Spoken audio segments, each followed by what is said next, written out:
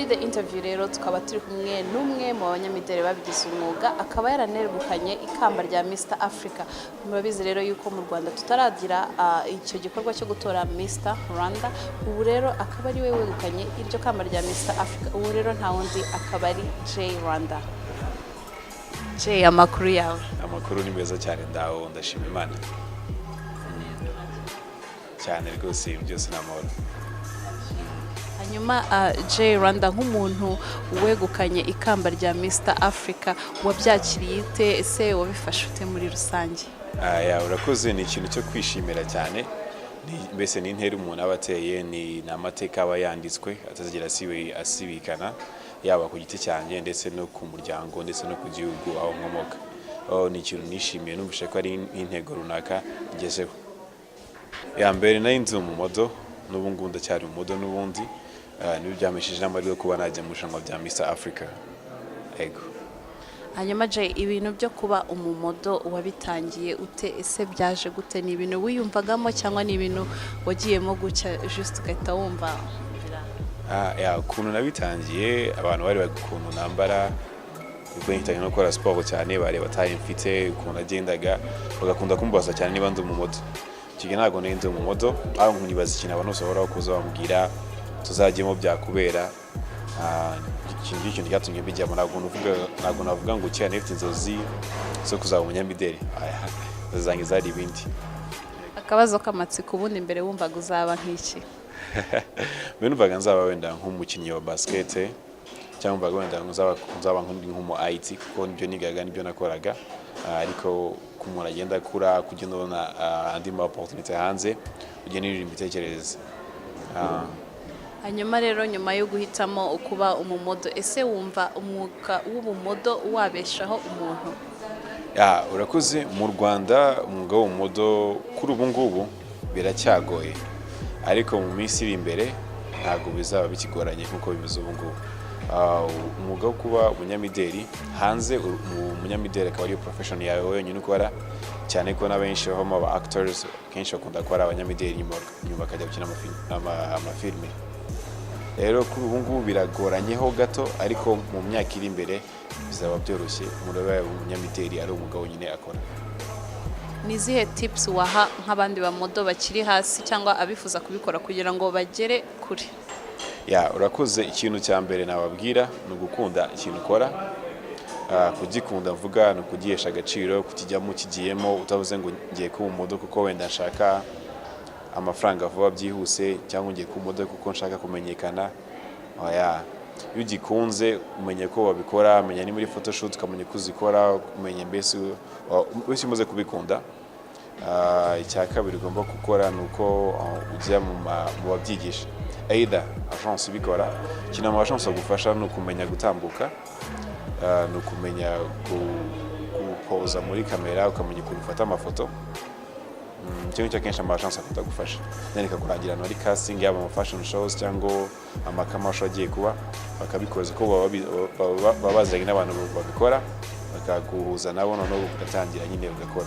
So ikindi cya gatatu cyagufasha cyane kugira ngo bitere imbere nk'umuntu ukiri mutoya, nuko ugerageza wowe kwiyubaha no kubyubahisha. Icyo kintu gihe nkanjye nkire n'icyo kintu cyamfashije kugeza ngeze ubu ngubu. Nagereje kwiyubaha no kubyubahisha. Benshi bategereza ko umuntu agiye kuba umumodo ngishuri rimunanira, cyangwa wenda ibindi runaka kabireka, inshingano zo mu rugo zimwe na zimwe ntaba yazikora, zo bamusaba niba akiri umwana. Naho bihuriye, ntabwo bikubuza kwiga, ko nakomeje ndatangiye ndi umumodo niga, nakomeje ndiga. Nta nubwo bituma mbona n'akandi kazi ahandi kamfasha gutuma by'umumodo mbizamura kurushaho. Rero icyo nacyo ugitekerezaho. Urakoze cyane. Hanyuma se mu rugendo rwawe ibyo byose hari challenges ubona wagize cyangwa se ubona n'abandi bagenzi bawe bagira, ese ushaka kutubwira izo arizo? Challenge ya mbere nagize ni uko ntabwo kenshi rimwe na rimwe mu muryango ntaryo batabyumva, ese bino bintu giyemo kuko twirya iby'abantu ko ntabwo bose ngo bimenyereye. Yari ikintu gishya mu Rwanda hano utari bazi, kugira ngo rero umuntu acyumve rimwe na rimwe utawutinze wagiye muri fashion shows byari ikibazo. Ikindi cy'imbogamizi cyane nkunze guhura nacyo mu minsi ya mbere ni amafaranga abantu bahembwa. ntago aba ari nkayo we expecting kuba wabona kibitangiye byabaga ngombwa ko mbwa ntibanakwishyurira rimwe na rimwe bakabambura bikakubabaza. Indi challenge nahuye nayo nizo ngize ebyiri cyane kuba abantu batarabyumvaga mu minsi ya mbere no kuba n'abadukoreshaga bataradurezaga amafaranga dukwiriye icyo gihe. Nk'umuntu umaze igihe mu mwuga wo kuba umumodo, ese ubona fashion yo mu Rwanda igenda itera imbere? Hari aho se we expecting yuko izagera nko ku rwego rwo ku bindi bihugu aho bageze? Urakoze. Ikintu kibura cyane ni ukugira ngo abanyarwanda no twebwe tubishyigikire. Niyo mpamvu haje no campaign ya Made in Rwanda. Made in Rwanda ifasha abakora imideri, aba designer, kandi aba designer bakorana cyane n'abamodo. Umva rero ko Made in Rwanda yaraje, nitubagurira imyenda yabo nakwe nitwumuza kwambara imyenda yabo gutyo bizaduteza imbere nabo bibateza imbere.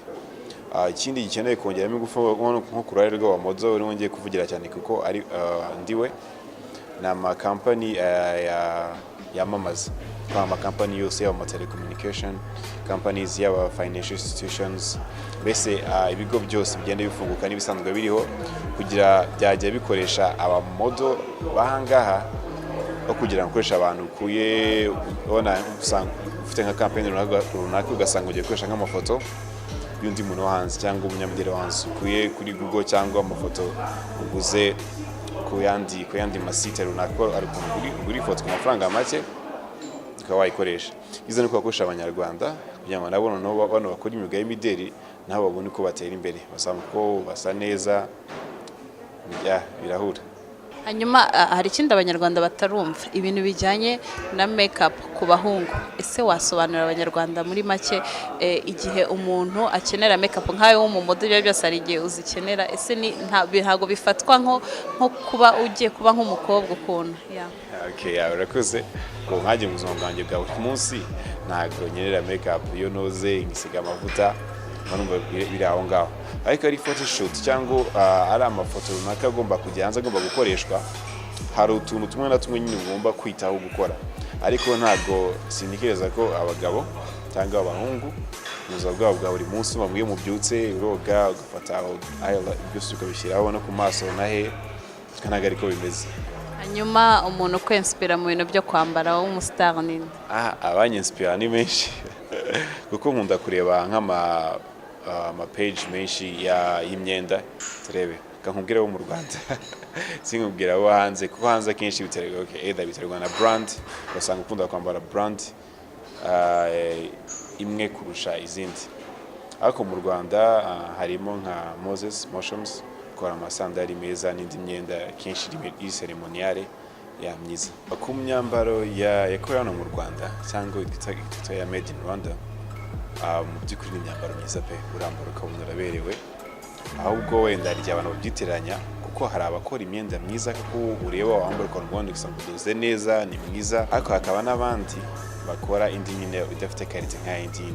Umuntu ashobora kuba atakoze neza kwibishaka imyenda yose yo mu Rwanda ya Made in Rwanda atari myiza, ariko imyenda yo mu Rwanda si tukaba designer nyine bora ari models nari nkubwiye, hari abandi benshi batandukanye nko murabazi bakora imyenda myiza, bakora amakoti meza, si n'amakoti gusa, mbese mu byo cyese nk'ubwetse abana ariko wambaye umwenda wabo niyo umuntu akubonye aratungurwa, atabona ko ufite originalité nyine yo mu Rwanda, atabona ko ifite creativité, atabona ko ari umwenda wakambara muri sakubonye kabona urabereye. Wagunuka benshi baba batarabyiyumvamo batarabibona cyane, ariko nkanjye umashe kubibona nanayambara mu buzima bwanjye bwa buri munsi.